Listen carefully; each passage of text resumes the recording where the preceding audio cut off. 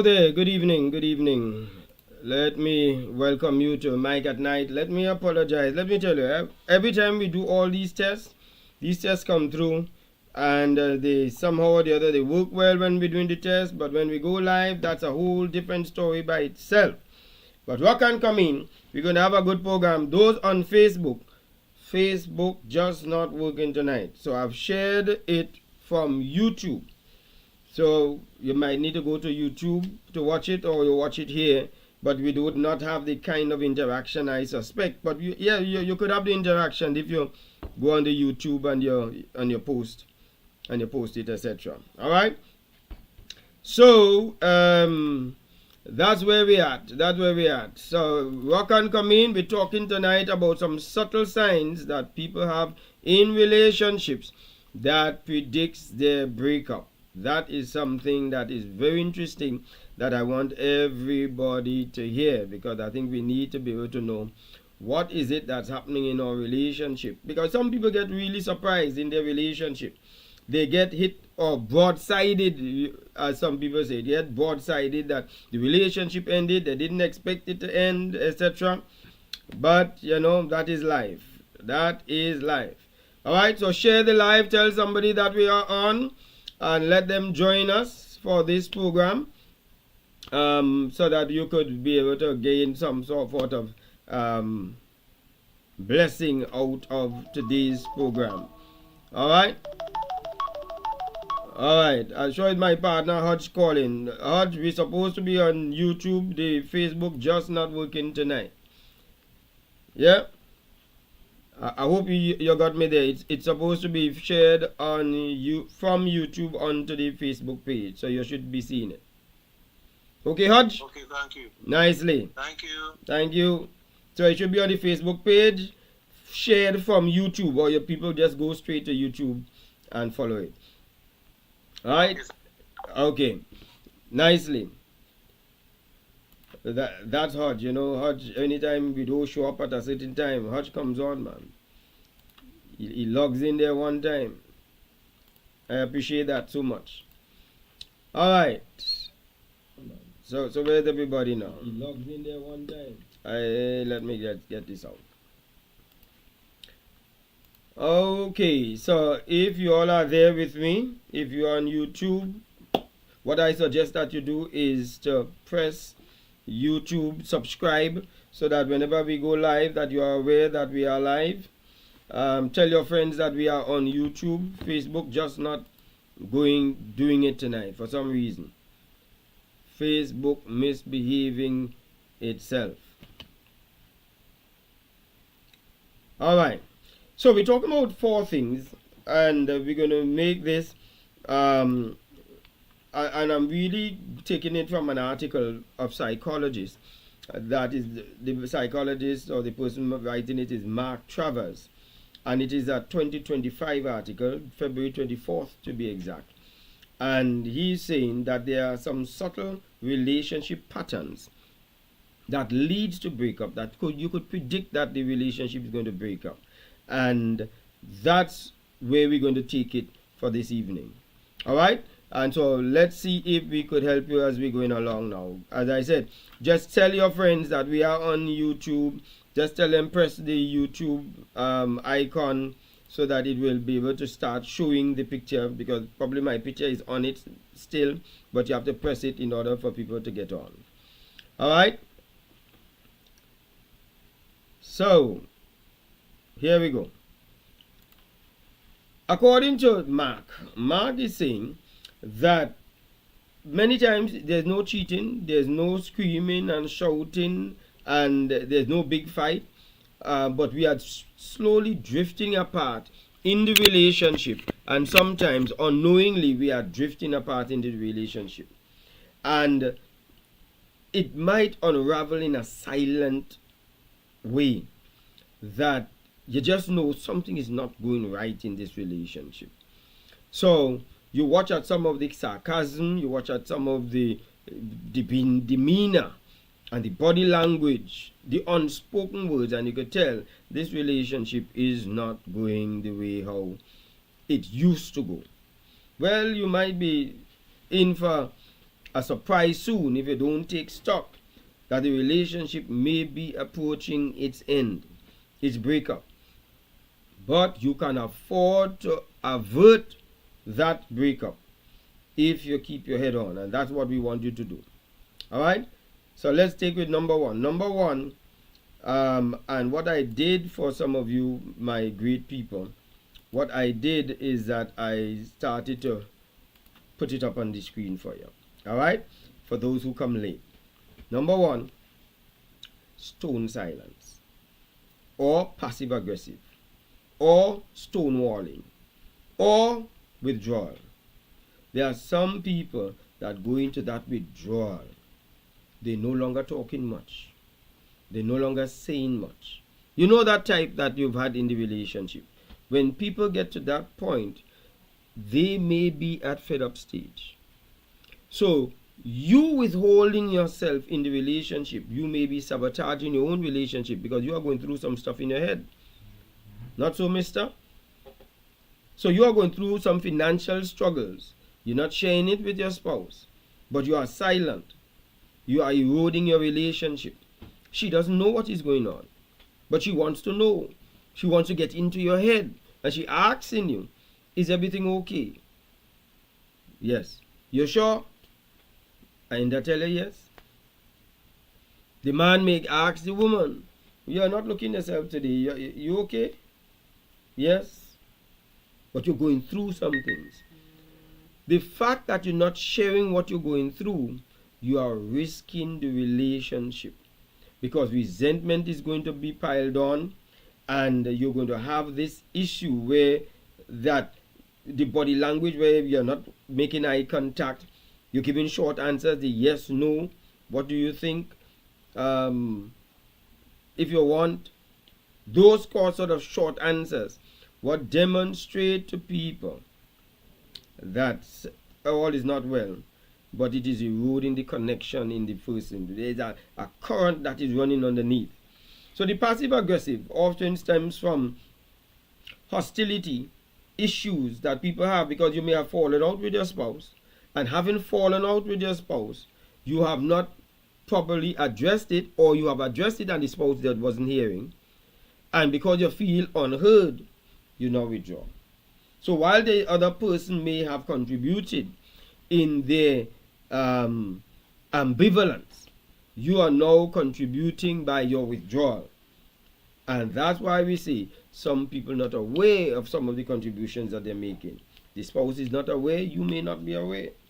So, resentment and dissatisfaction.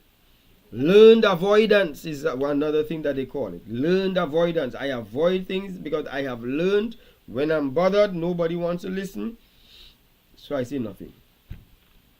Alright? So, according to Mark is saying that this passive aggressive situation, individuals who grew up in an environment where expressing anger wasn't safe.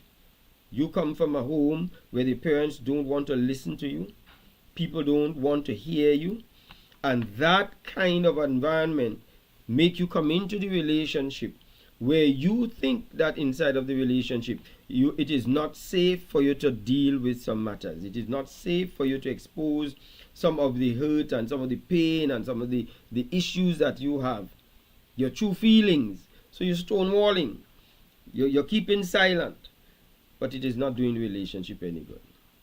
All right? So this shows up when we give the silent treatment or withdrawal emotionally. Emotionally, you're not in it. You're making love, and the person could tell you are not in the love making. You're going through the motion. They could tell. I'm telling you, they could tell. And two, they make sarcastic comments, backhanded compliments, as some people call it, where they give you an indirect compliment. Oh, so you think you're good? Instead of saying, oh, you are very good at what you do. You see? The subtle, when it comes to in social settings, they don't feel comfortable with the social settings, so they say they're going down the road, they don't invite you to join them. They're going to an event, and they're going to meet somebody, they don't invite you to come. because they are beginning to withdraw from you. Okay, so in overcoming passive aggressive, we need to learn to create space, a safe space in the relationship where people could be honest and say exactly what they mean. Some of the things that they may want to tell us, we don't like to hear. It doesn't sound good, but we need to hear it. If we allow people to feel safe to share their minds, and you feel safe to share your disagreement with their opinion, nothing is wrong with that. We can afford to be able to go back and forth in a discussion without becoming hostile with it. So start recognizing that that frustration is beginning to well and beginning to grow and to begin to expand. So let me just help those people who need help with this. We can't give you all the help here, but certainly you'll see my telephone number on the wall and higher up, and if you see it, that's where you call if you need private sessions and private counseling, etc. Or if you want to call in on the program even now, you may call in using that number that's at the bottom, 868-480-0080. Okay, all right. So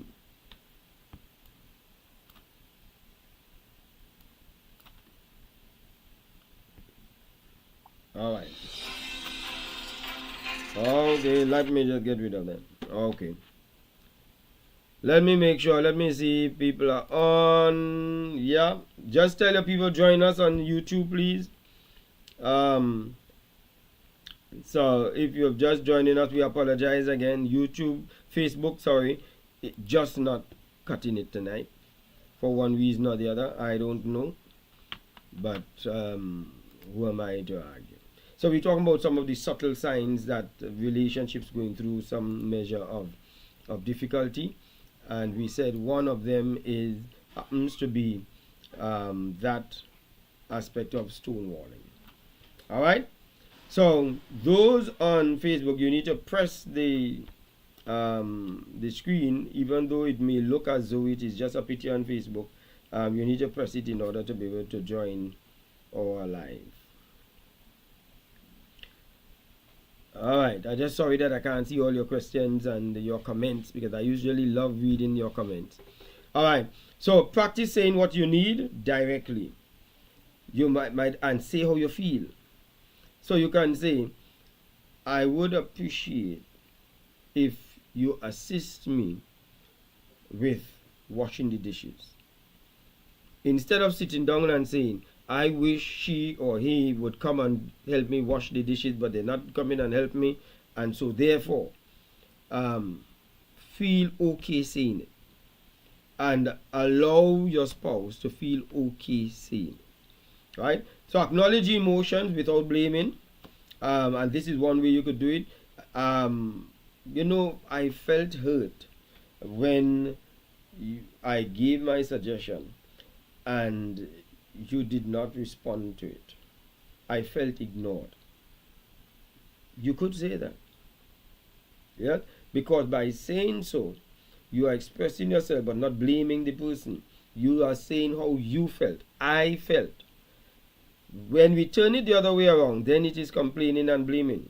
By saying, you made me feel as though my opinion didn't count for anything, that is going to cause the person to defend themselves. But when you say, I felt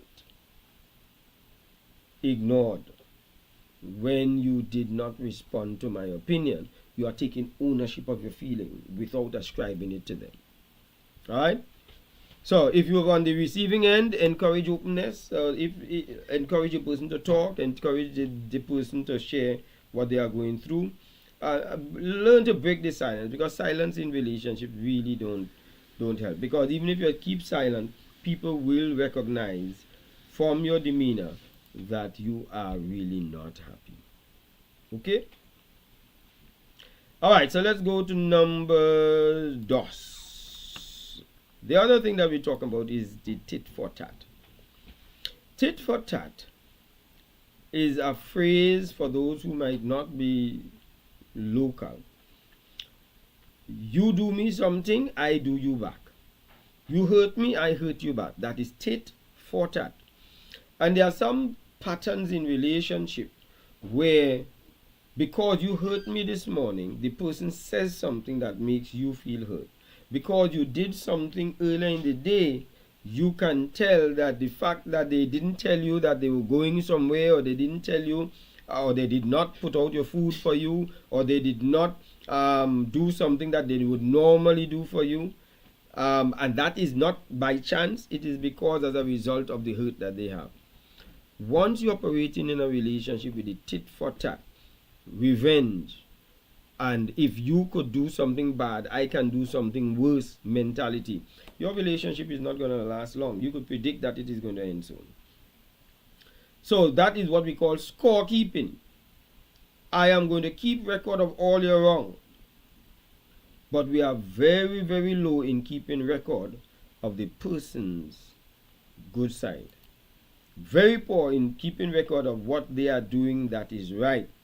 And we don't use the tit for tat in many cases for the good.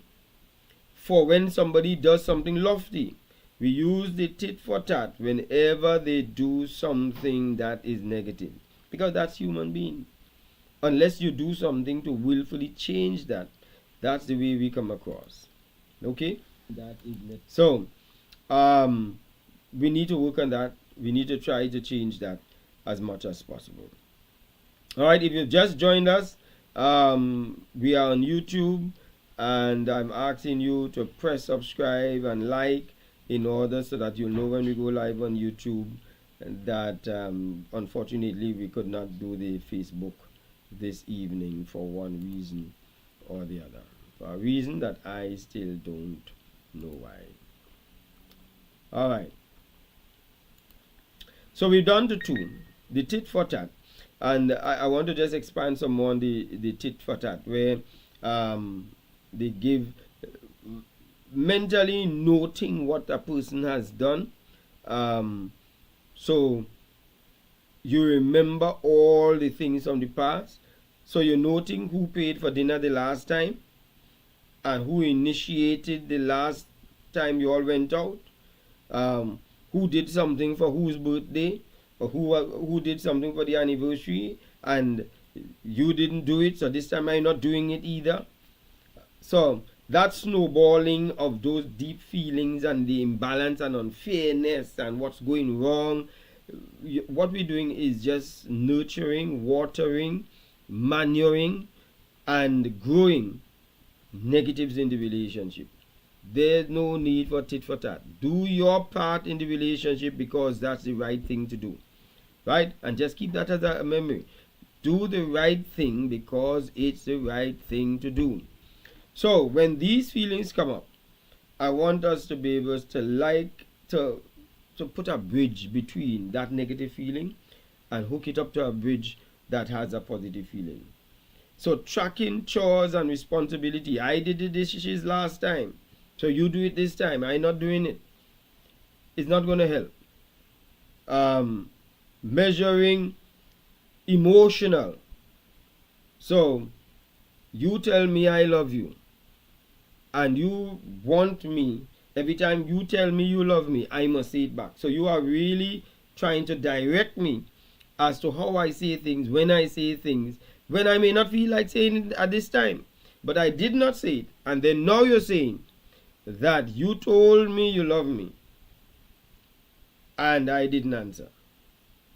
Once we keep in that kind of score, just say you love me. Just say you love me and move on. Let me say I love you and move on. And if the person is so inclined, they will repeat it. And if they don't, so what? They might not be in the mood at this particular point in time. It does not make that person a bad person.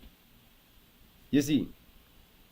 So also, under this tit for tat is tracking what people do, measuring the emotional investment. So I was nice to you, you weren't nice to me. I shared, I brought your dinner to you, you didn't bring mine.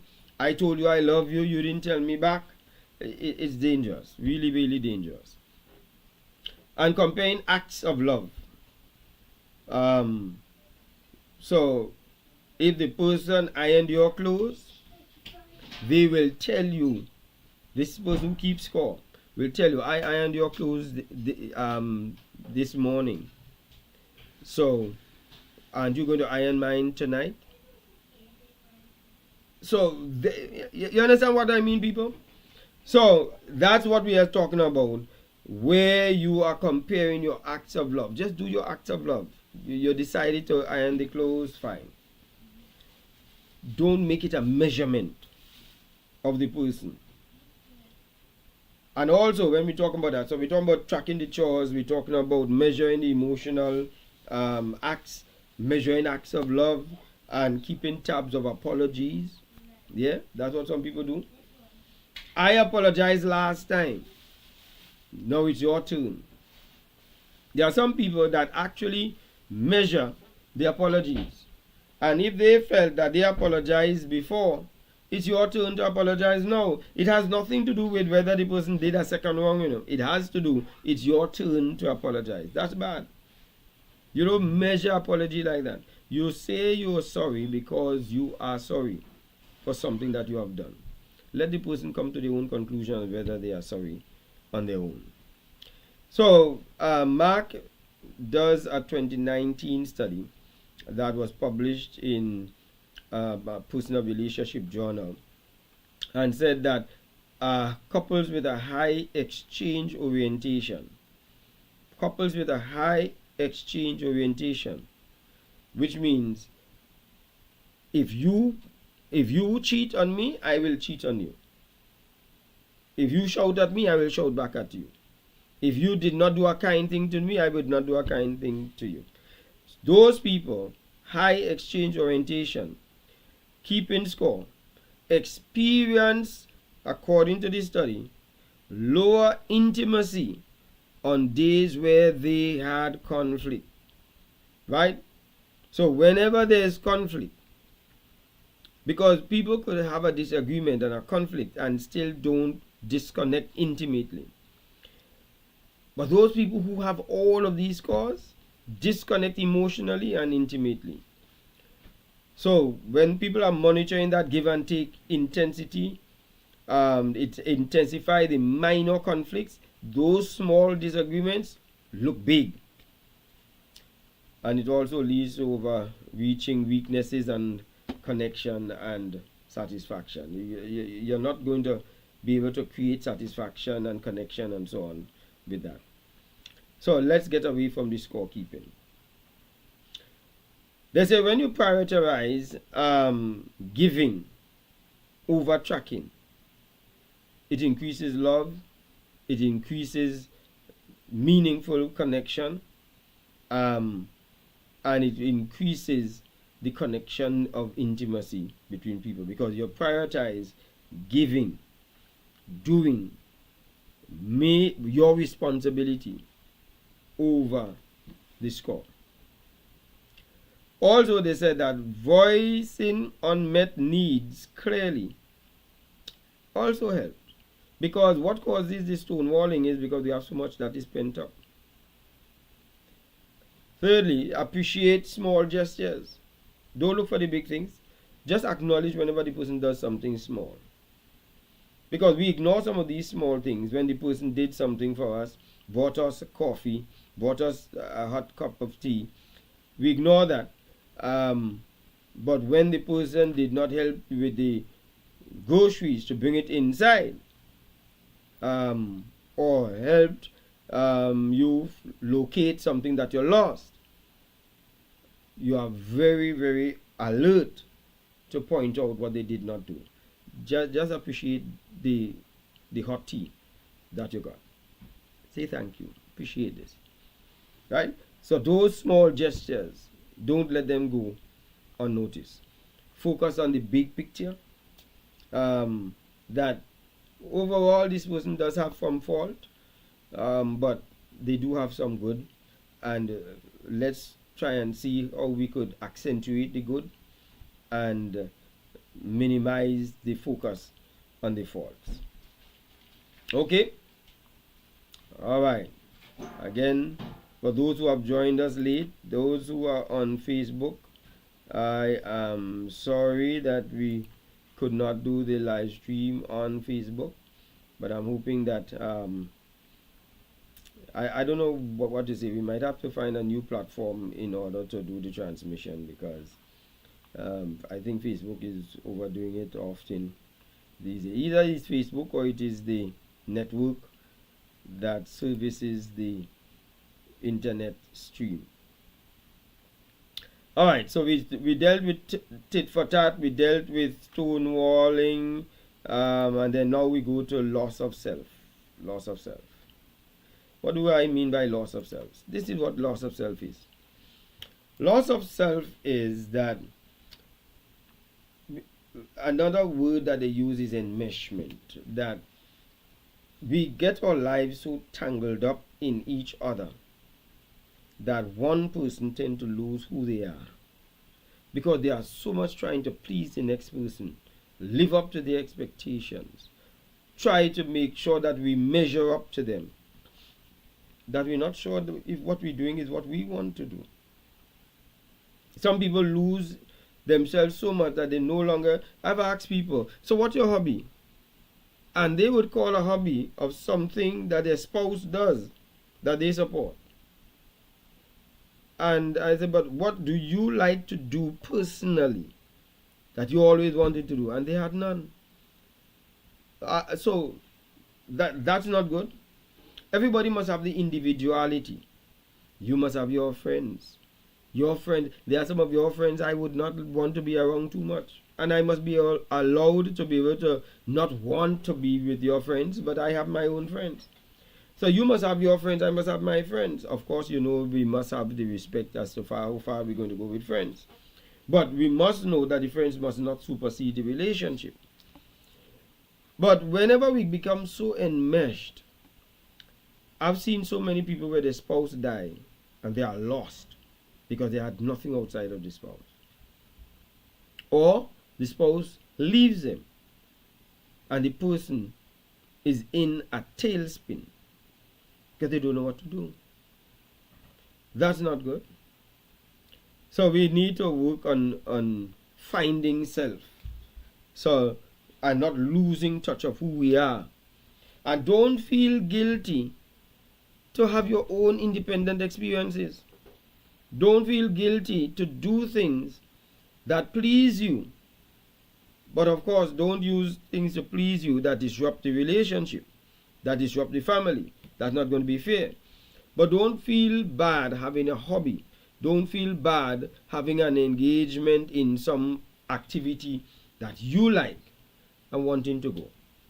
You see, there are some people, you know the relationships where two people are in a relationship and once one, like let's say there's an event to go to. You want to go to the event, whether it's at somebody's wedding or it is somebody's birthday party or some event in work or what have you, or with the relatives, the in-laws or the cousins, etc. And you want to go. And your spouse say they don't feel like going. And all of a sudden, you're not going either. It's alright if once or twice you do that, but if that is what you are every single time, then you might be enmeshed too much to your spouse, that you are dependent on your spouse to make your life. That's not good. So, according to Mark quoted a 2023 commentary in the International Journal of Mental Health that explores intimate relationship between enmeshment and what we call codependency, highlighting how enmeshment stems from impaired autonomy. I cannot operate on my own. And often it is developed in childhood due to a lack of boundaries or parental attunement. Some parents are too involved in their children's lives, and that child grows up and cannot have a life of their own because the parents never allowed them to have their own space, their own ideas, their own thoughts. They are always part of every thought, and so that is what we call the enmeshment. So it leads to an undeveloped self in this person, and that person gets married to somebody, and expect that that person is going to be there with them in everything they do, or they will put themselves in the other person's space in everything they do. There must be individuality in the same context of having camaraderie, unity, and togetherness. All right? So, he's also said that researchers also explain how enmeshment exacerbates behaviors like self-sacrifice, where you have needs between couples, and you need always to approve everything you want. You have to approve. Should I get this? Should I buy this? Do you like this color? Everything you need an approval for. That's not good. Because remember, we are all adults. So once that is what we call the hallmark of codependency. I depend too heavily upon you. So these patterns, he said, create an unhealthy dynamic where your identity becomes completely centered around the relationship, leading to emotional burnout and eventual disconnection. I remember having to go to visit a lady after her husband passed, and she was in tears, and she was explaining that all her life her husband has done everything for her. She does not know where to go and pay bills. She does not know where to go and shop. He has done everything for her, and now she says she's devastated now that he has died, and she's having difficulty now operating without him. And she said if she had to do it all over again, she'd never allow all of this to take place. She would have taken up some more responsibilities of some of the things that he felt was manly to take care of her. And she enjoyed the care that she was getting, but did not recognize that she needed her own to be able to manage herself. All right? So that is the subject of enmeshment. Did I put up that one here? Loss of self. That's right, loss of self. And then we have this one here, empty promises. When we have in relationships, empty promises, where people promise, there are some people, they have the gift of gab. They promise and they promise and they promise, but they don't deliver. These empty promises make the person lose confidence in your word. And once you lose confidence in your word is supposed to be your bond. You must be reliable. And when people cannot rely upon your word, it creates some major issues in such relationships. So, those empty promises that you make just to quiet down the person, yes, I will take you out later. When I come back home, we're going to go out. And you don't do it. Sometimes we do that to children, which is very hurtful to children.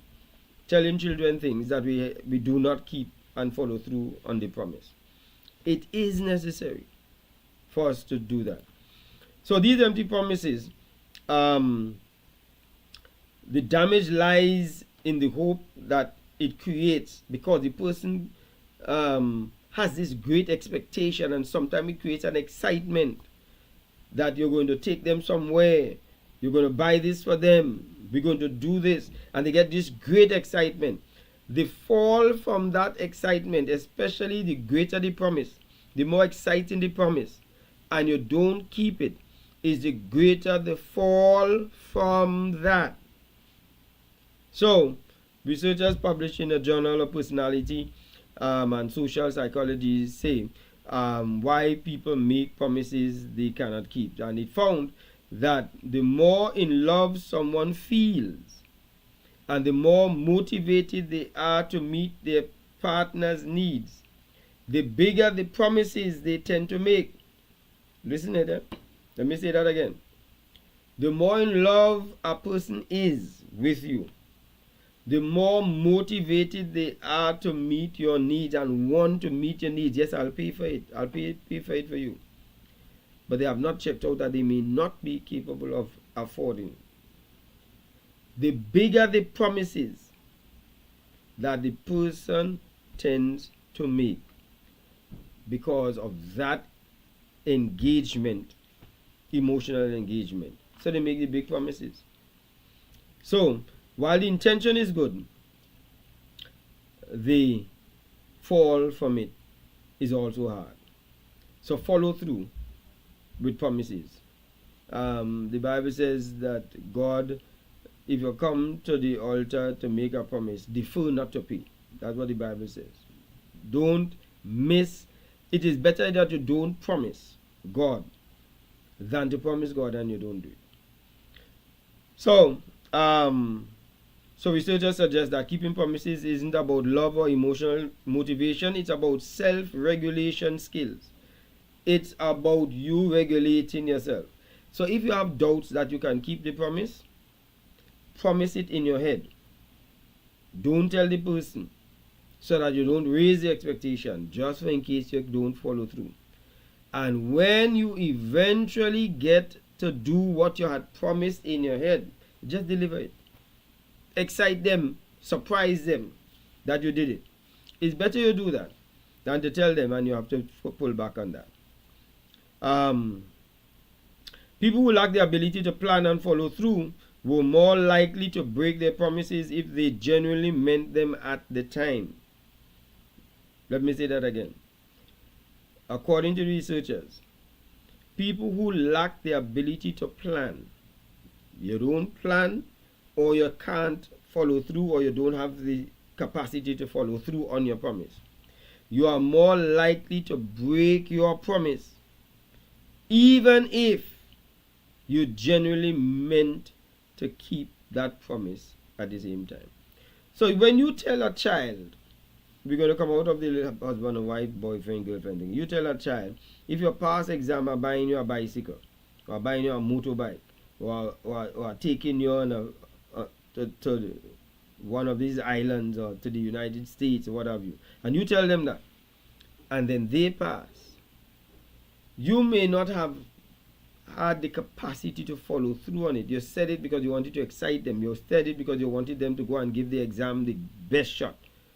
But now that you follow through, you are going to damage a person not only to your word, but they are going to get into a relationship with other people and be cynical whenever other people promise. Alright? So it creates a heartbreaking dynamic where the person who promises the most may also be the one who lets down the hardest. Broken promises don't just end relationships, they destroy future partners, leaving behind deep grief and a sense of betrayal. So, I felt that this article was quite a nice article. So, what Mark is suggesting is that focus on action more than words. A lot of people talk too much. Just execute. So, consistency reveals true intent. Always have a consistency in your words so that you are reliable with what you say. Pay attention to whether your partner is actively working towards their promises to save you having to be disappointed. There are some people, when you hear their partners promise something, they don't even bank on it at all because they don't expect it to take place. So, and then you set your clear boundaries. Communicate your expectations. Hold your partner accountable and say, listen, do not promise me. It's best you just bring it and give me. Buy it when you have it and bring it, but please don't promise me. So even if you don't want to tell them that, just dismiss the promise. Let them just surprise you. So if they seem to have no intention of following through, you could address it with the person. Have an honest conversation with the person and say that you don't appreciate the method that they use of promising and not keeping promise. Alright, so those are 4. I think I will give you one more. I'll give you one more just as we close, because we do have a few minutes again. It was 4 I was supposed to give you. This is the 5th one. Restless or restlessness.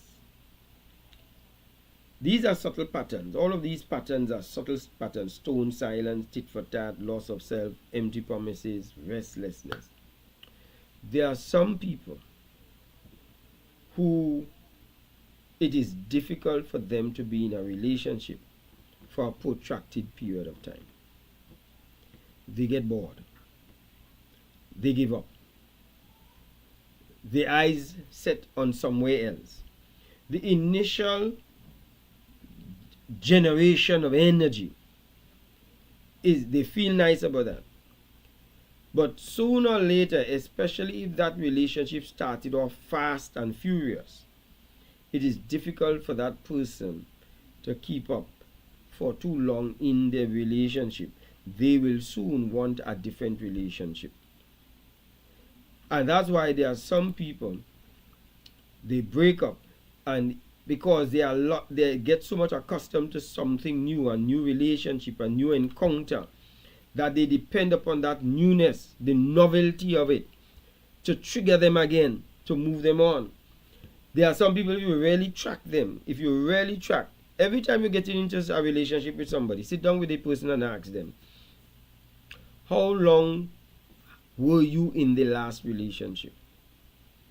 And they say, well, I was in the relationship for about a year and a half or thereabout. Were you in a relationship before that? Most times they would say yes, if they're honest. And how long were you in that relationship? About a year and something. And what about the other relationship? Well, we were together for about 2 years.